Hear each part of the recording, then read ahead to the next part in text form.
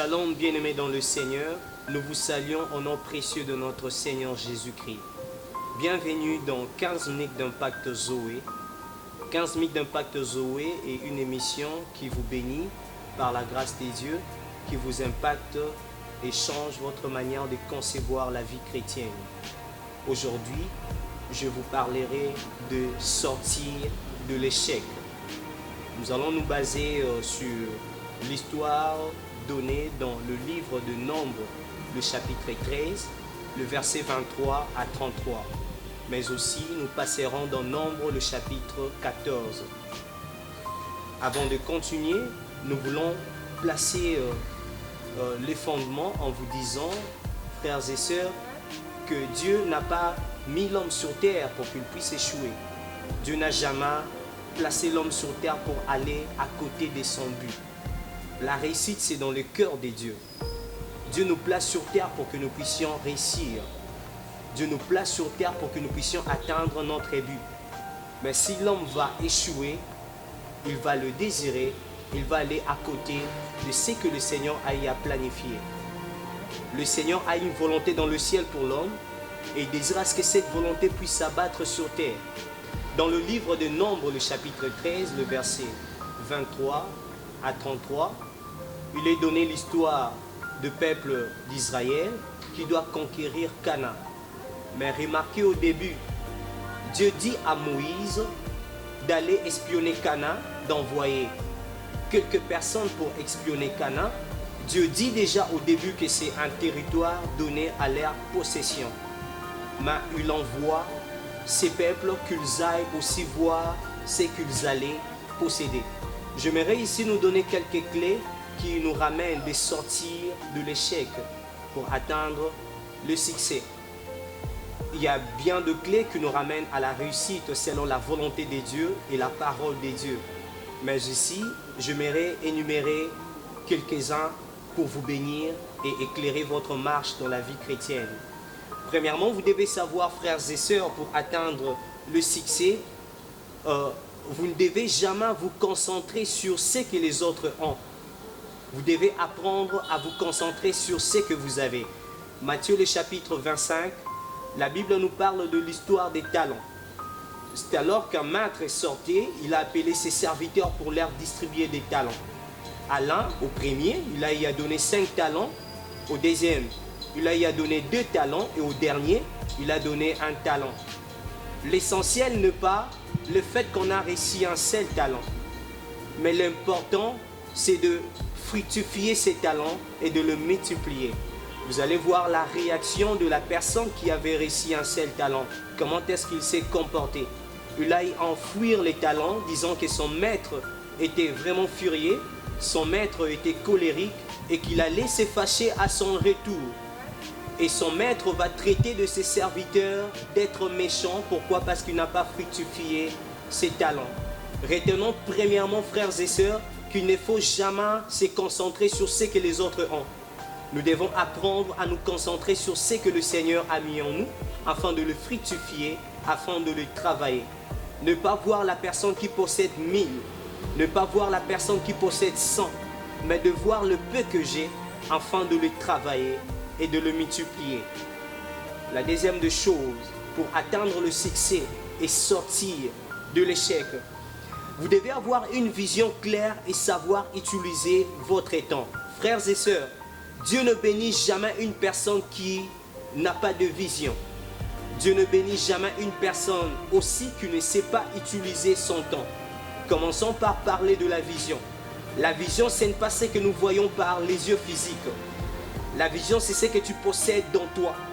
La vision, c'est ce que tu vois lorsque tu as les yeux fermés. C'est ce que tu vois dans ton esprit. Aujourd'hui, frères et sœurs, s'il faudra demander à Dieu, dire à ce que le Seigneur puisse faire quelque chose de toi, qu'est-ce que tu demanderas à Dieu? Qu'est-ce que tu veux de ta vie? Quelle image tu as de ta vie? Quelle vision tu as de ta vie? Et même dans le ministère, dans la foi chrétienne, quelle image tu as de toi? Frères et sœurs, si vous n'avez aucune vision, si vous n'avez aucune image, le monde va en définir pour vous. Vous devez toujours avoir une image de ce que vous voulez devenir. Vous devez avoir une vision claire de ce que vous voulez être dans la vie. Et le Seigneur va se servir de cette vision afin de vous bénir, afin de bénir votre vie, afin de donner entre vos mains des ustensiles qui vont vous permettre d'atteindre le but de votre vision, le but de votre destinée. Mais aussi, s'il faut parler du temps, il y a bien de définitions qui s'attachent au temps. J'aimerais que vous puissiez retenir ici une définition qui s'attache au temps. Les temps, retenez, c'est une partie de votre vie. Les temps, c'est votre vie. Au point où vous arrivez à faire mauvais usage du temps, vous êtes en train de perdre petit à petit votre vie. Et s'il faudra calculer, faire la sommation de tous les temps perdus, vous serez en train de perdre votre vie. J'aimerais ici demander à une personne, qu'est-ce que tu fais de ton temps? À qui est-ce que tu livres ton temps? À quel type de personne tu partages ton temps? Frères et sœurs, on ne devient jamais riche, on ne devient jamais glorieux si on ne sait jamais utiliser son temps. Le temps, c'est un potentiel donné à tout le monde, aux riches et aux pauvres. Vous devez savoir dès aujourd'hui, savoir utiliser votre temps. Savoir à quel type de personne vous êtes en train de partager votre temps. À quel type de relation vous êtes en train de partager votre temps. La troisième des choses, vous devez retenir, frères et sœurs, qu'il faut savoir travailler ses compétences. Vous devez apprendre dès aujourd'hui à travailler votre compétence afin de sortir de l'échec. Nous allons toujours nous baser de cette histoire, de cette parabole de Matthieu le chapitre 25, à partir du verset 18 jusqu'au verset 29. Vous devez apprendre à fructifier, à travailler ce que le Seigneur met entre vos mains. Parfois tu ne sais pas chanter, mais tu sais parler.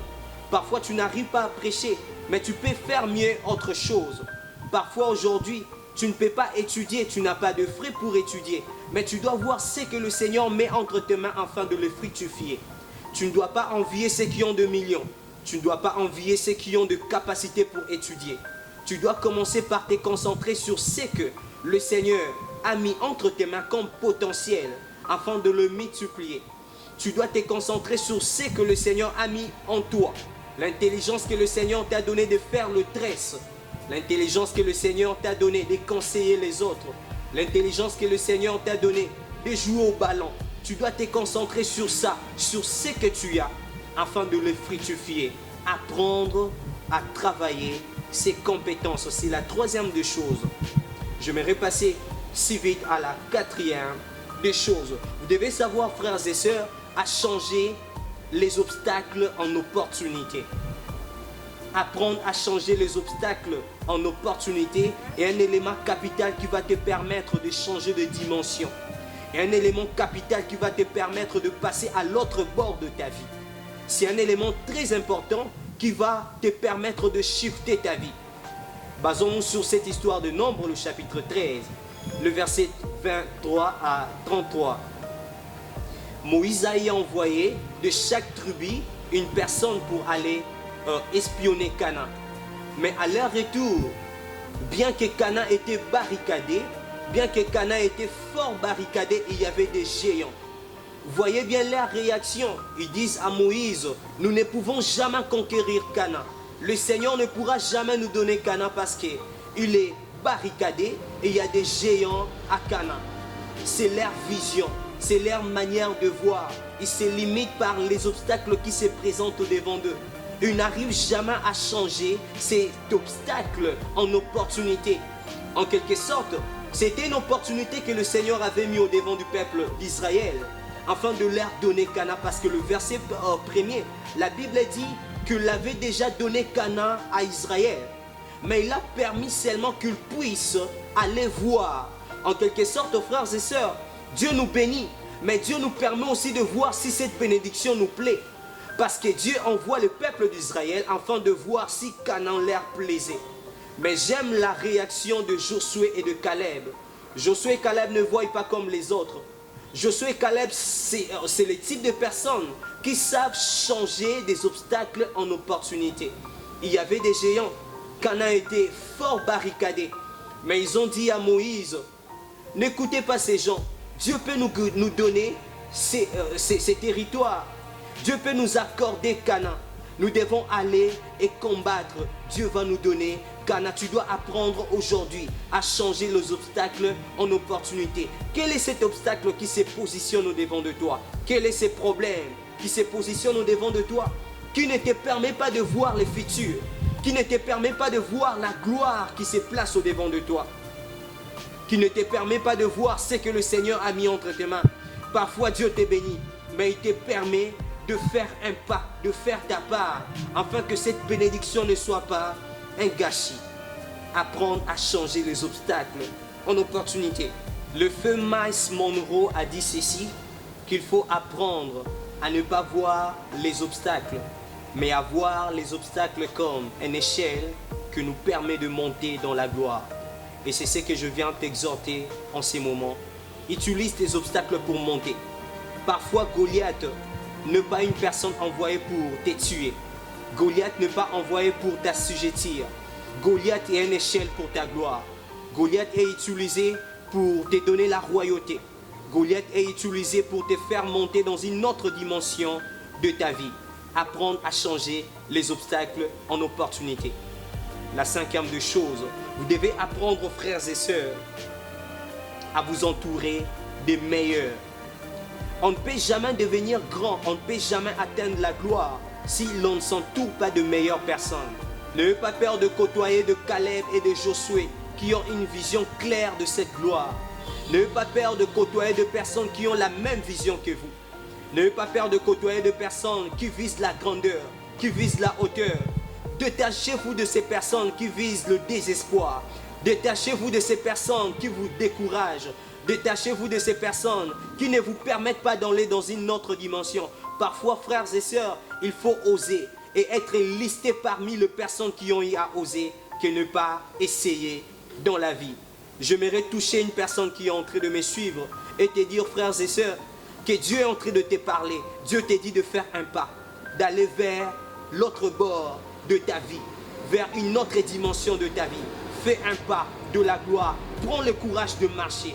Prends le courage d'affronter. Prends le courage de sortir de ta maison, d'aller déposer ton CV. Prends le courage de voir cet obstacle comme une opportunité qui s'est offerte au-devant de toi afin de monter en gloire. Je me réchitais en disant à une personne quelque chose de primordial. Je ne l'ai pas listé parmi les 5 clés parce qu'en quelque sorte, ce n'est pas une clé, mais c'est le primordial. C'est la principale des choses à retenir. Vous n'arriverez jamais à atteindre votre succès sans Dieu.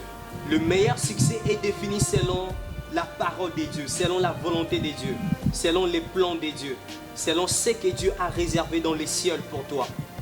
Et comme Josué et Caleb ont dit, dans Nombre le chapitre 14, le verset 8, que si Dieu nous est favorable, il nous donnera ces territoires. J'aimerais dire à une personne, si Dieu t'est favorable, il va te donner ses travails. Si Dieu t'est favorable, il va te donner ses mariages. Si Dieu t'est favorable, il va t'accorder tout ce que tu désires. Sans Dieu, il n'y a rien. Sans Dieu, il n'y a pas de bénédiction. Le succès que tu es en train d'envier n'est possible qu'en Jésus-Christ. Et avant de revoir, d'observer toutes ces choses que nous avons données en ces lieux, vous devez commencer par placer votre vie dans le plan de Dieu, dans le plan divin. Vous devez commencer par vous caractériser à la croix de Christ, à la volonté de Dieu, par rapport à ce que Dieu veut pour votre vie. C'est en observant cela que vous arriverez à atteindre le succès de votre vie. Il est écrit dans la parole de Dieu, si l'homme bâtit sans Dieu, il est en train de bâtir en vain. Si vous protégez vos biens, vous protégez tout ce que vous avez sans Dieu, vous êtes en train de protéger en vain. Le monde, le vent de ce monde peut tout emporter. Mais la bénédiction donnée par Dieu, le bonheur donné par Dieu, la paix donnée par Dieu peut encore subsister et demeurer pour l'éternité. Que Dieu vous bénisse abondamment. Soyez plongés en Jésus-Christ. Définissez votre succès selon Jésus et vous allez atteindre le but. C'était 15 minutes d'impact Zoé, une émission qui vous bénit et vous impacte par la grâce de Dieu. Nous vous prions de partager cette vidéo, de partager le lien et de vous abonner sur notre chaîne YouTube, Facebook et Instagram. Et le Seigneur ne manquera pas par vous faire du bien. Nous allons nous retrouver prochainement pour une nouvelle série. Recevez nos salutations. Que Dieu vous bénisse abondamment.